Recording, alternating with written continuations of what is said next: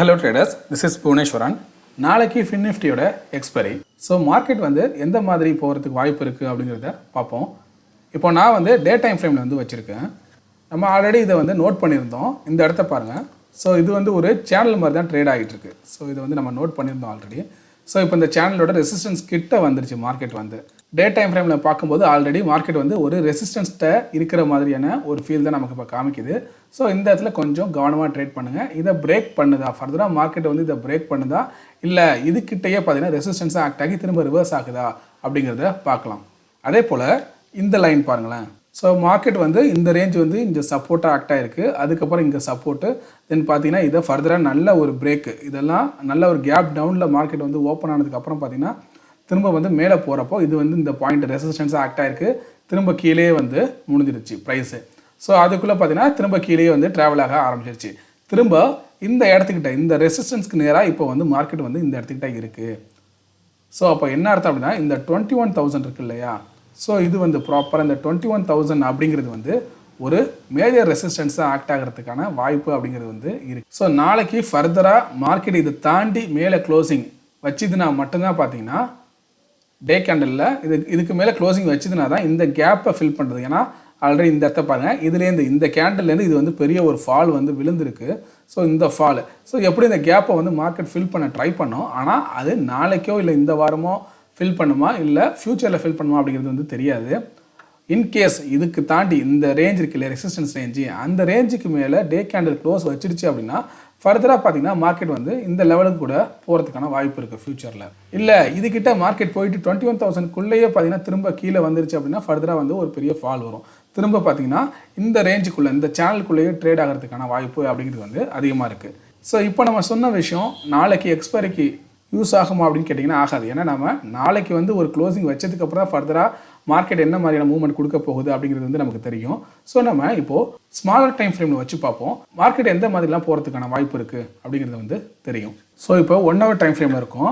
Market already பாருங்கள், இதுக்கு முன்னாடி இந்த ரேஞ்ச் வந்து ரெசிஸ்டன்ஸாக இருக்குது. ஆல்ரெடி நம்ம சொல்லியிருந்தோம் 21,000 இது வந்து ஒரு ரெசிஸ்டன்ஸ் அப்படின்னு சொல்லிட்டு. அதே போல் இதுக்கு முன்னாடி இந்த ரேஞ்சில் இந்த மாதிரி ஸ்விங்கு வந்து ட்ராவல் ஆனிச்சு இல்லையா, இந்த ஸ்விங்க்கு பார்த்தீங்கன்னா முன்னாடியும் இந்த 21,000 தான் பார்த்தீங்கன்னா ப்ரைஸ் போய் டச் ஆகிட்டு அதுக்கப்புறம் கீழே வந்திருக்கு.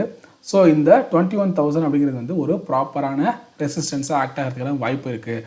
மார்க்கெட் இன்கேஸ் நாளைக்கு சைட்வேஸில் ஓப்பன் ஆனாலும் சரி, ஃப்ளாட்டாக ஓப்பன் ஆனாலும் சரி, இல்லை மார்க்கெட் கொஞ்சம் மேலே ஓப்பன் ஆகுது இல்லை டவுன் சைடில் ஓப்பன் ஆகுது அப்படிங்கிறத பார்த்துக்கோங்க. இல்லை ஃப்ளாட்டாக ஓப்பன் ஆகி மேலே போக ட்ரை பண்ணுச்சு அப்படின்னா இந்த 21,000 அப்படிங்கிறது வந்து ஒரு நல்ல ரெசிஸ்டன்ஸாக ஆக்ட் ஆகும். இது வந்து 1 hour டைம் ஃப்ரேமில் கேண்டில் வந்து இந்த ரேஞ்சுக்கு மேலே க்ளோசிங் வச்சா மட்டும் ஃபர்தராக நீங்கள் வந்து லாங் டைரக்ஷன் போகிறதுக்கான ட்ரை பண்ணுங்கள். அதர்வைஸ் பார்த்தீங்கன்னா மார்க்கெட் வந்து சைட்வேஸில் இருக்கலாம், இல்லை கீழே கூட இறங்குறதுக்கான வாய்ப்பு அப்படிங்கிறது வந்து இருக்குது. ஸோ இந்த 21,000 வந்து ப்ராப்பராக நோட் பண்ணிக்கோங்க. அப்படியே மார்க்கெட் கீழே இறங்குனுச்சு, இல்லை மார்க்கெட் வந்து கீழே இறங்குனாலும் 20,750 இந்த ரேஞ்ச் இருக்குது இல்லையா, 20,750 இதுக்கிட்ட வந்து சப்போர்ட் எடுக்கிறதுக்கான வாய்ப்பு அப்படிங்கிறது வந்து இருக்குது. ஸோ கீழே நோட் பண்ணிக்கோங்க. இதுக்கான சப்போர்ட் அப்படிங்கிறது வந்து இந்த 20,750 இந்த ரேஞ்சாக இருக்கலாம். மார்க்கெட் சப்போஸ் இன்கேஸ் கீழே இறங்குனுச்சு அப்படின்னா, இல்லை இந்த 20,750 வந்து ஸ்ட்ராங்காக பிரேக் பண்ணி வைக்கிது அப்படின்னா ஃபர்தராக வந்து பெரிய ஃபால் கூட வரதுக்கான வாய்ப்பு இருக்குது. ஆனால் மோஸ்ட்லி பார்த்தீங்கன்னா இந்த 20,750 இது வந்து ஒரு நல்ல சப்போர்ட் பாயிண்ட்டாக வந்து இருக்கும்.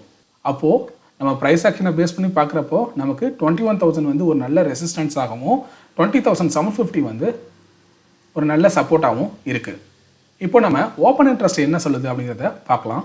ஸோ ஓப்பன் இன்ட்ரெஸ்ட்டை பேஸ் பண்ணி பார்க்கும்போது இந்த இடத்துல பாருங்கள், காலில் 21,000 நல்லா பார்த்தாலே உங்களுக்கு தெரியுது இல்லையா, இந்த 21,000 ஸ்ட்ரைக் வந்து அதிகமான கால் ஆப்ஷன் வந்து ரைட் பண்ணியிருக்காங்க.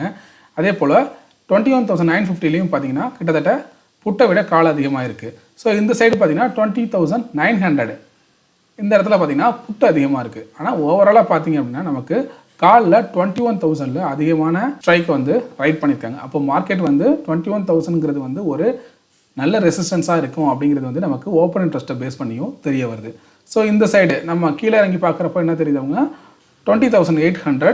ஸோ அதுக்கு அடுத்தா பார்த்தீங்கன்னா 20,750. ஸோ 800ல் தான் ஓரளவு நல்ல புட் ஆப்ஷனை வந்து ரைட் பண்ணியிருக்காங்க. அப்போ 20,800 வந்து நமக்கு ஒரு சப்போர்ட்டாக இருக்கும். நமக்கு ஆல்ரெடி தெரியும் ப்ரைஸ் ஆக்ஷனை பேஸ் பண்ணி பார்க்குறப்போ நமக்கு 21,000 வந்து ஒரு நல்ல ரெசிஸ்டன்ஸ் ஆகவும் 20,750 வந்து ஒரு நல்ல சப்போர்ட்டாகவும் தெரிஞ்சுது. இப்போ இந்த ஓப்பன் இன்ட்ரெஸ்ட்டை பேஸ் பண்ணி பார்க்குறப்போ 21,000 வந்து ஒரு நல்ல ரெசிஸ்டன்ஸ் ஆகவும் 20,800 வந்து ஒரு நல்ல சப்போர்ட்டாகவும் நமக்கு தெரிய வருது. இதே போல் நாளைக்கு மார்க்கெட் வந்து ஓப்பன் ஆனதுக்கப்புறம் 920க்கு மேலே ஒரு வாட்டி இந்த ஓப்பன் இன்ட்ரெஸ்ட்டை செக் பண்ணி பாருங்கள். இதில் ஏதாவது சேஞ்சஸ் இருக்கா அப்படின்னு பார்த்துட்டு அதுக்கு தகுந்த மாதிரி உங்களோட ட்ரேடிங் செட்டப்பை வந்து சேஞ்ச் பண்ணிக்கோங்க. ஸோ நெக்ஸ்ட்டு பார்த்தீங்கன்னா சிபிஆரை பேஸ் பண்ணி நம்ம என்ன ஃபைன் பண்ணலாம் அப்படிங்கிறத பார்க்க போகிறோம்.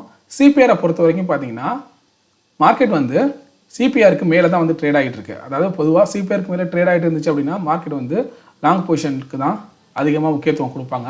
அதே போல் சிபிஆருக்கு மேலே தான் பார்த்தீங்கன்னா மார்க்கெட் வந்து ட்ரேட் ஆகிட்டு இருக்கு. இன்னும் இந்த சிபிஆரை வந்து டச் பண்ணல.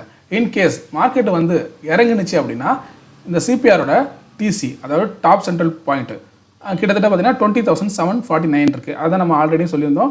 20,750 வந்து ஒரு சப்போர்ட் அப்படின்னு சொல்லியிருந்தோம்.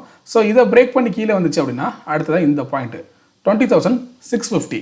ஸோ இது வந்து பார்த்தீங்கன்னா சென்ட்ரல் பிவோட் ரேஞ்ச். நான் இப்போ வந்து வீக்லி சிபிஆரை வச்சிருக்கேன். நல்லா புரிஞ்சுக்கோங்க, இது வந்து டெய்லி சிபிஆர் கிடையாது, வீக்லி சிபிஆரை வச்சிருக்கேன். இதில் இன்னொரு விஷயம் என்னன்னா மார்க்கெட்டோட ப்ரைஸ் இன்னும் இந்த சிபிஆரை டச் பண்ணாமலே ட்ரேட் ஆகிட்டு இருக்கு. ஸோ மோஸ்ட்லி இதை வந்து டச் பண்ணுறதுக்கான வாய்ப்பு அப்படிங்கிறது வந்து அதிகம். ஸோ இந்த வாரத்தில் நாளைக்கு இதை டச் பண்ணுதா இல்லை இந்த வாரத்தில் வேறு ஏதாவது ஒரு நாட்களில் வந்து டச் பண்ணுதா அப்படிங்கிறத பார்ப்போம். இன்கேஸ் கீழே இறங்கிடுச்சு அப்படின்னா கண்டிப்பாக இந்த இடத்துல வந்து டச் பண்ணிவிட்டு ஒரு சப்போர்ட் எடுக்கிறதுக்கான வாய்ப்பு அப்படிங்கிறது வந்து இருக்குது. இல்லை இதை பிரேக் பண்ணுச்சு அப்படின்னா ஃபர்தராக பார்த்தீங்கன்னா இந்த லெவல் இந்த ரெண்டு லெவலும் பார்த்தீங்கன்னா மேஜர் சப்போர்ட்டாக வந்து இருக்கும். இந்த மாதிரி நீங்கள் அனலைஸ் பண்ணும்போது 2 or more கன்ஃபர்மேஷன் வந்து வச்சுக்கோங்க. Price action, CPR, then open interest, இது எல்லாத்தையும் ஒரு கம்பைன் பண்ணி நீங்கள் ஒரு ஐடியா பண்ணுறீங்க அப்படிங்கிறப்போ உங்களுக்கு கன்ஃபர்மேஷன் அப்படிங்கிறது வந்து கொஞ்சம் ஸ்ட்ராங்காகவே இருக்கும். உங்களால் ஒரு கான்ஃபிடென்ட்டோட ட்ரேட் பண்ண முடியும். So next Nifty and bank Nifty வந்து எப்படி பெர்ஃபார்ம் பண்ணோம் அப்படிங்கிறத பார்க்கலாம். ஸோ நிஃப்டி பார்த்தீங்கன்னா இன்றைக்கி ஃபுல்லாகவே வந்து ஒரு சைட்வேஸில் தான் ஒரு ரெக்டாங்கிள் மாதிரி ஃபார்ம் ஆகுது.